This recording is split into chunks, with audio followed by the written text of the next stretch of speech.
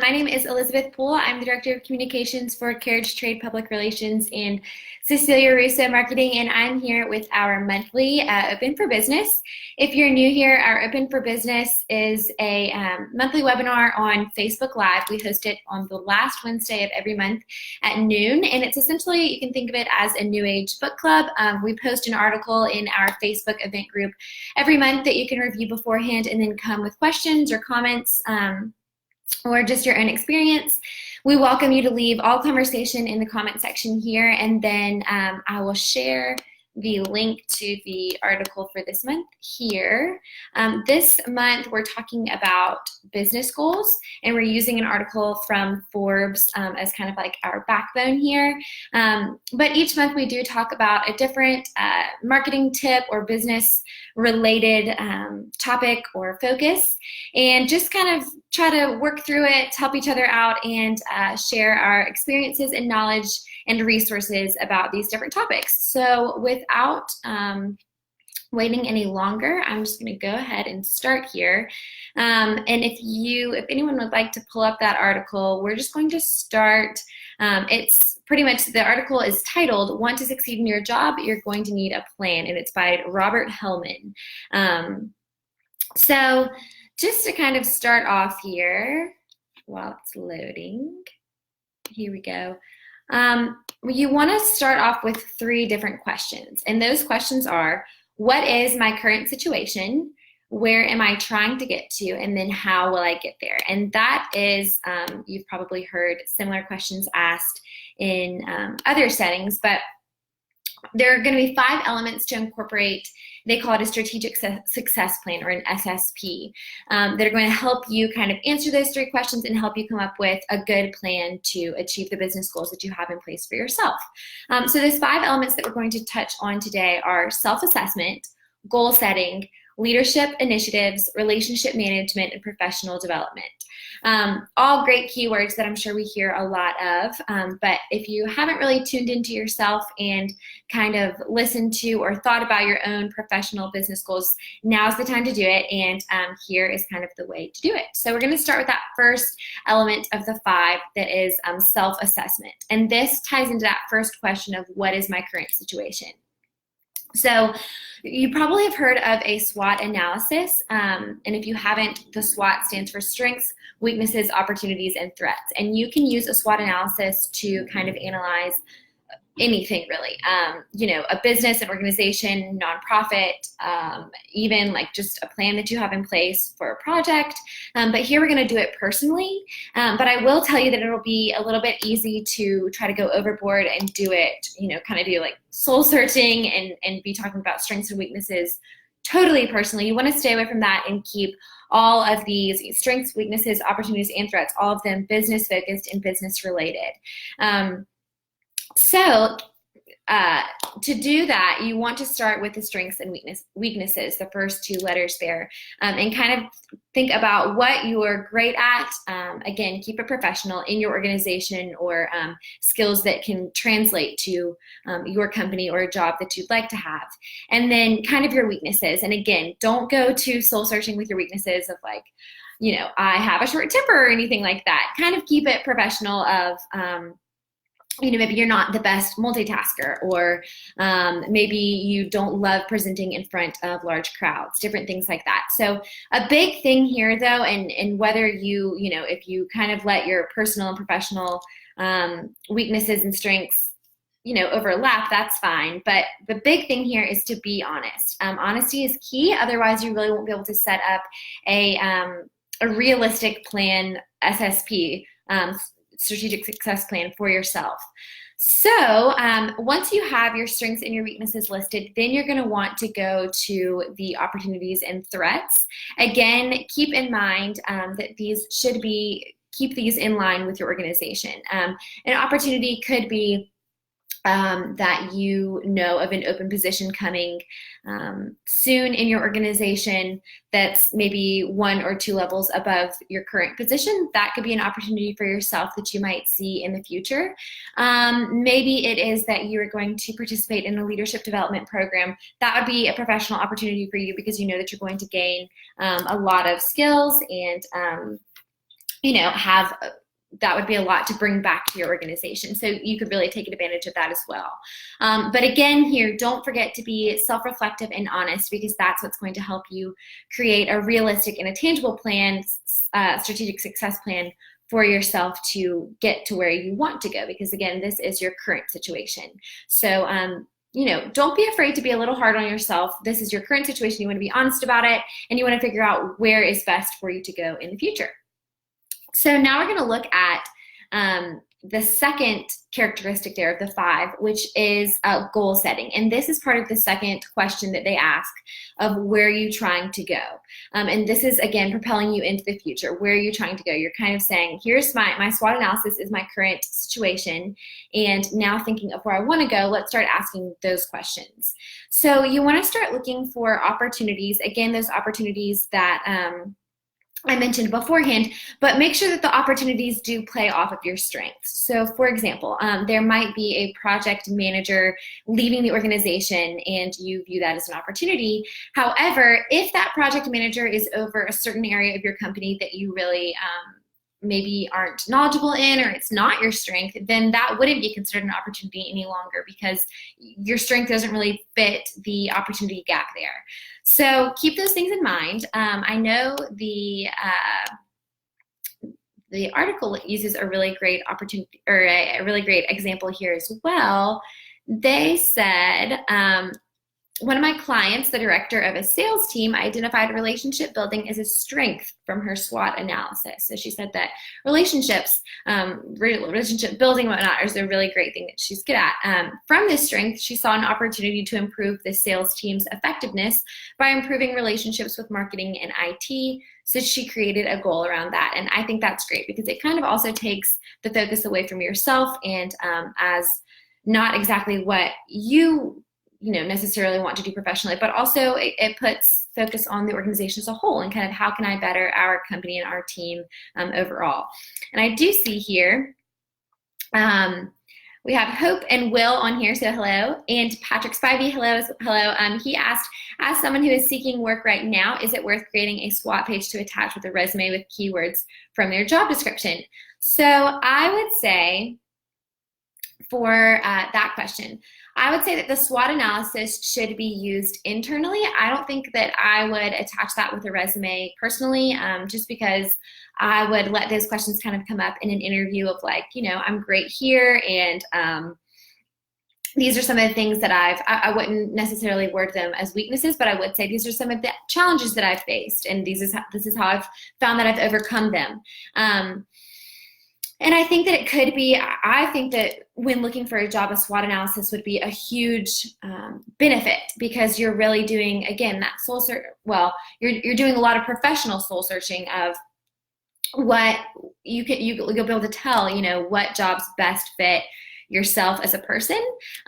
But to your question, again, I think that SWOT analysis would really help you personally in job searching, but it might not be the best to attach to a resume. I would just have those things in mind for when you go in for an interview potentially, and know kind of how to reword those things and communicate your weaknesses and whatnot during an interview. Again, maybe not saying weaknesses, but saying like, oh, here's a challenge that I've overcome, and here's different things that I know about myself. These are the situations that I work best in.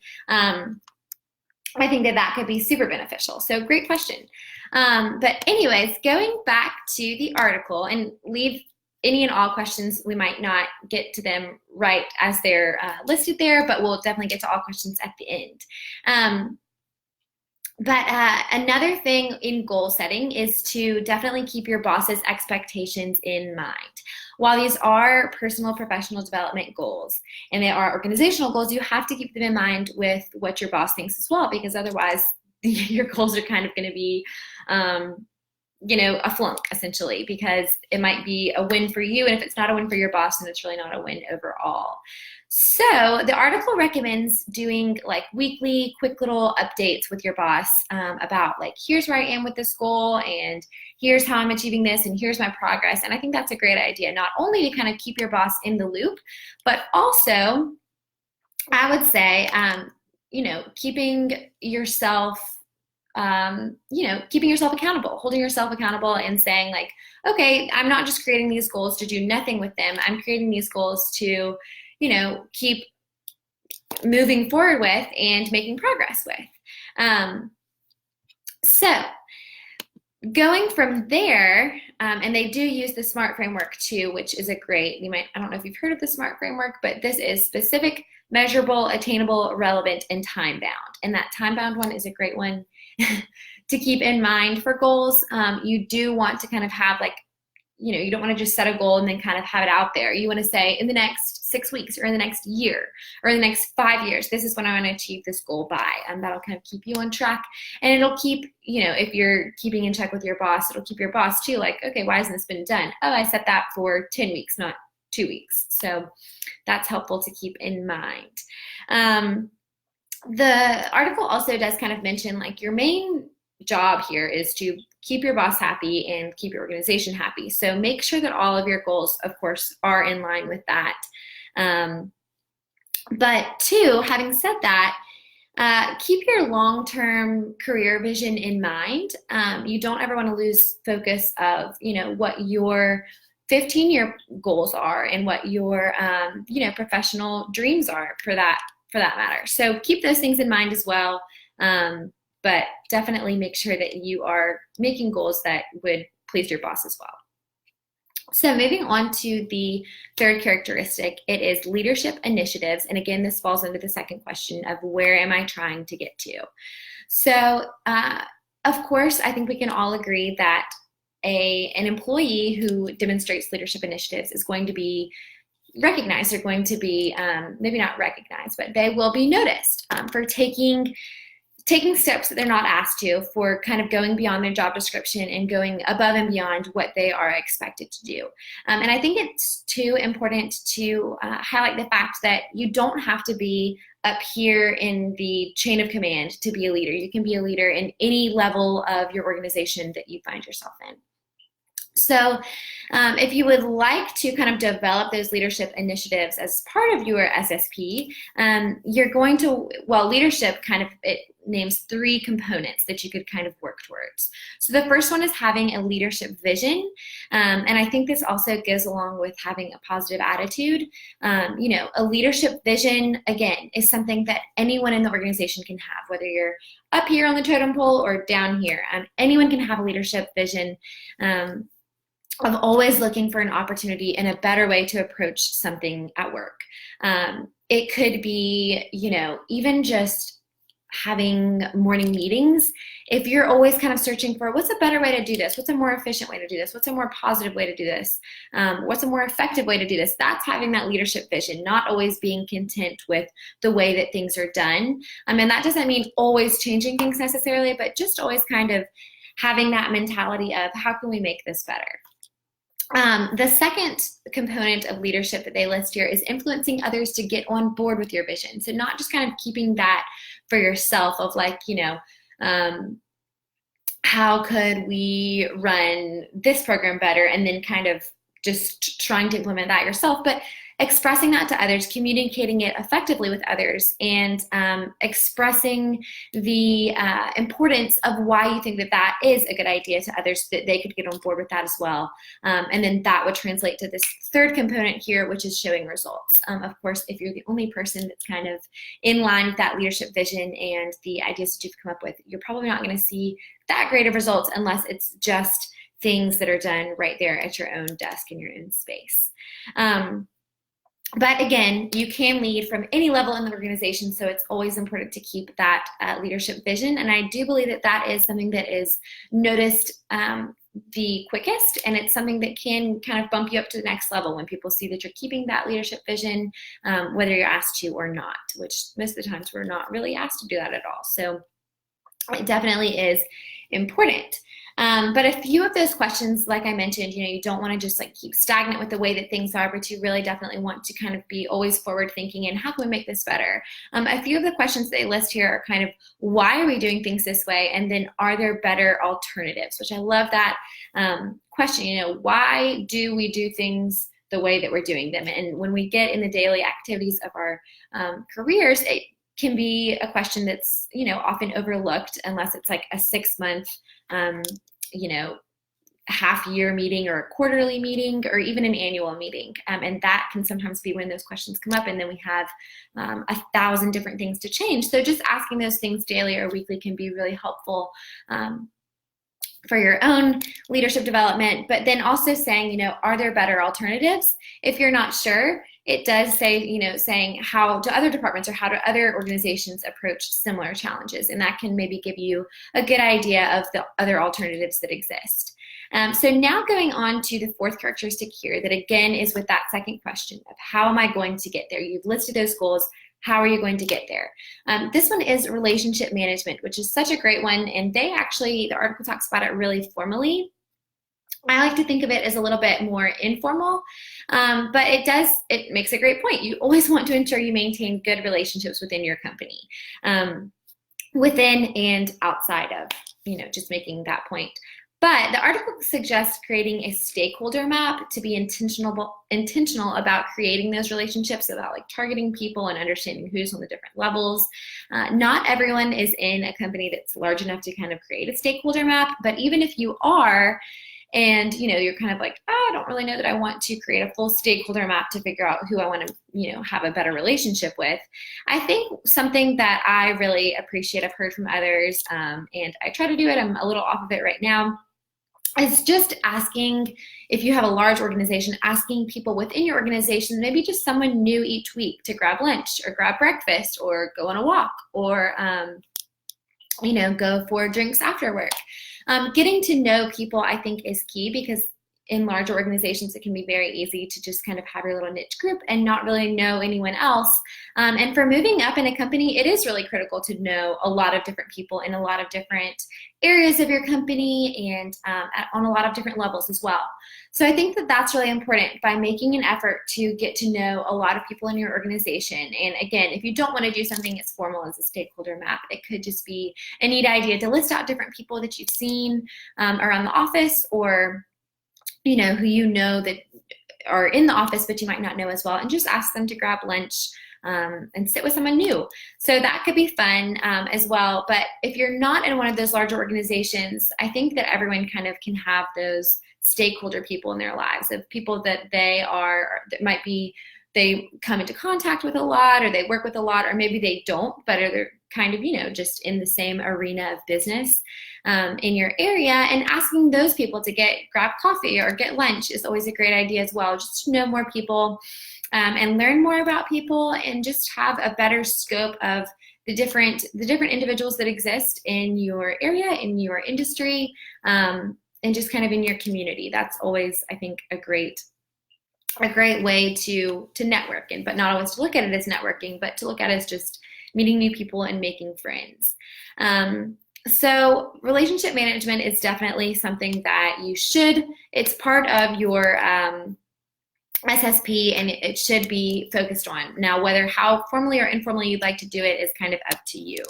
And the article does list a few good questions that are great if you do it formally or informally. But what is my relationship with this person like right now, and what would you like it to be? So kind of keeping those goals even specifically focused with this characteristic as well, of, here, this is my current situation with this person, where would I like it to go? And it could just stop at lunch, right after lunch, that might be the end of it, but it's still a great thing to ask. So the last characteristic that we have here is professional development, and this hits on the third the third question that we asked at the very beginning, which is, how am I going to get there? You've set your goals, and you're looking at how you're going to get there. So if your SWOT analysis identified any weaknesses, which it most likely did, you have 3 choices now to figure out what you'll do with those weaknesses. And the first one is that you could structure your goals to avoid the weak areas, which I think is something that some of us do.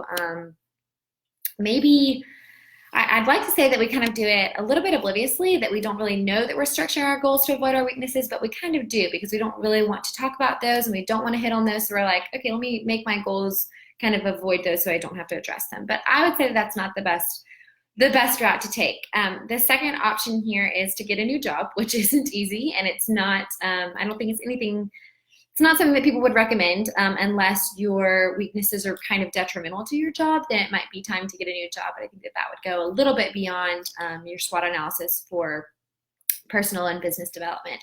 And then the third one is to address those weaknesses through professional development. And I would say that that would be your best alternative and your best route. So taking those weaknesses, figuring out what they are, and then figuring out kind of coming with a plan for each of those. So here's where my weakness is now, and figuring out how can you overcome that weakness or that challenge, and how can you better yourself in that area. Again, the relationship building might really help you in that area.